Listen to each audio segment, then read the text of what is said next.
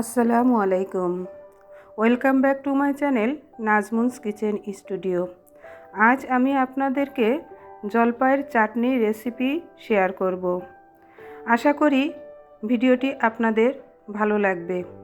ভিডিওটি যদি আপনাদের ভালো লেগে থাকে তাহলে সাবস্ক্রাইব করতে ভুলবেন না কিন্তু। তাহলে চলুন ভিডিওটি দেখে নেওয়া যাক। এবারে একটি ফ্রাই প্যানে শুকনো মরিচ 8টা, মৌরি 2 চা চামচ, জিরা 2 চা চামচ, পাঁচফোড়ন 1 চা চামচ, ধনিয়া 1 চা চামচ দিয়ে টেলে ঠান্ডা করে নিয়ে ব্লেন্ডারে গুঁড়ো করে নিব। এবারে আমি এখানে 2 কেজি পরিমাণে জলপাই ভালো করে ধুয়ে তারপরে পাতিলে নিয়েছি। এখানে আমি আধা চা চামচ হলুদ গুঁড়া, 1 চা চামচ লবণ এবং হাফ কাপ পানি দিয়ে ভালো করে সিদ্ধ করতে দিয়েছি। সিদ্ধ করার সময় মাঝে মধ্যে স্প্যাচুলার সাহায্যে নেড়ে দিতে হবে। পানিটা শুকিয়ে নেওয়া পর্যন্ত আমাদেরকে সিদ্ধ করতে হবে। মাঝে মধ্যে ঢেকে দিতে হবে। এরপরে যখন পানি শুকিয়ে যাবে তখন এটাকে নামিয়ে নিতে হবে এবং একটা কিছুর সাহায্য নিয়ে ম্যাশ করে দিতে হবে এই পুরো জলপাইটাকে। এরপরে একটা প্যানে আমি এখানে 2 কাপ পরিমাণ সরিষার তেল নিয়েছি। এই পর্যায়ে তেল গরম হলে 2টা তেজপাতা, 4টা শুকনো মরিচ এবং 1 টেবিল চামচ আস্ত পাঁচফোড়ন এবং 2টো রসুন থেতলে নেওয়া দিয়ে দিব। তেল ফুলে উঠবে কিন্তু এখানে ভয় পাওয়া যাবে না। প্রয়োজনে আঁচ কমিয়ে দিয়ে ভালো করে এই মশলা ভেজে নিতে হবে। রসুনটা একটু ব্রাউন কালার হবে, এমন সময় থেতলে নেওয়া বা ম্যাশ করে নেওয়া যে জলপাই, সেই জলপাই ঢেলে দিব এবং স্প্যাচুলার সাহায্যে ভালো করে নেড়ে দিব। এরপরে 1 কাপ পরিমাণে তেঁতুলের কাঠ তৈরি করে রেখেছিলাম, সেই কাঠটা দিয়ে দিব।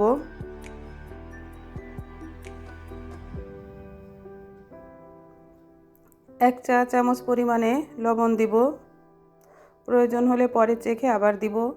এখানে 4 টেবিল চামচ পরিমাণে কাসুন্দি থাকলে কাসুন্দি দিয়ে দিব।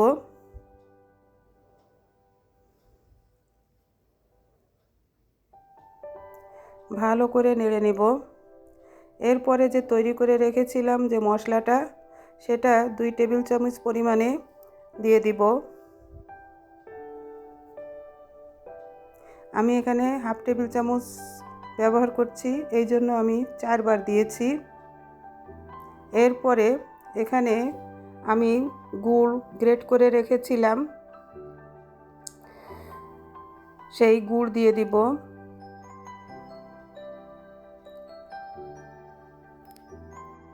এখানে আমি 1 কেজি পরিমাণে গুড় ব্যবহার করেছি। গুড়টা গলে গেলে তারপরে এখানে আমি চিনি দিয়ে দিব। চিনি আমি দিব 1 কাপ। এখানে আমি হাফ কাপে করে 2 বার চিনি দিয়ে দিয়েছি। ভালো করে নেড়ে নিব।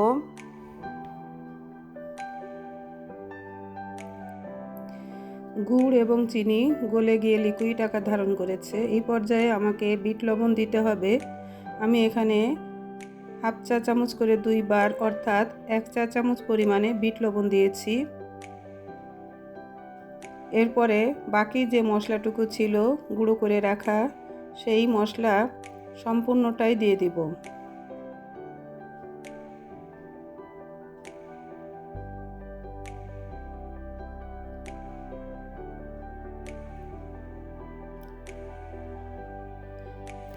এই পর্যায়ে আমি আধা কাপ পরিমাণে সাদা ভিনেগার দিয়ে দিব।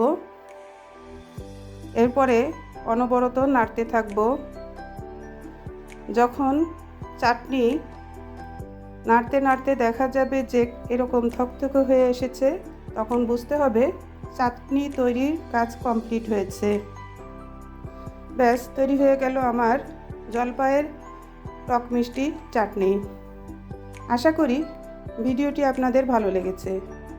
ভিডিওটি ভালো লেগে থাকলে সাবস্ক্রাইব করতে ভুলবেন না কিন্তু, আর সাথে লাইক কমেন্টও করবেন প্লিজ, কেননা আপনাদের এই লাইক কমেন্ট আমাকে আরও বেশি উৎসাহ ও অনুপ্রেরণা যোগায়। আর তাই আমি আপনাদের লাইক কমেন্টের অপেক্ষায় থাকি। আল্লাহ হাফেজ।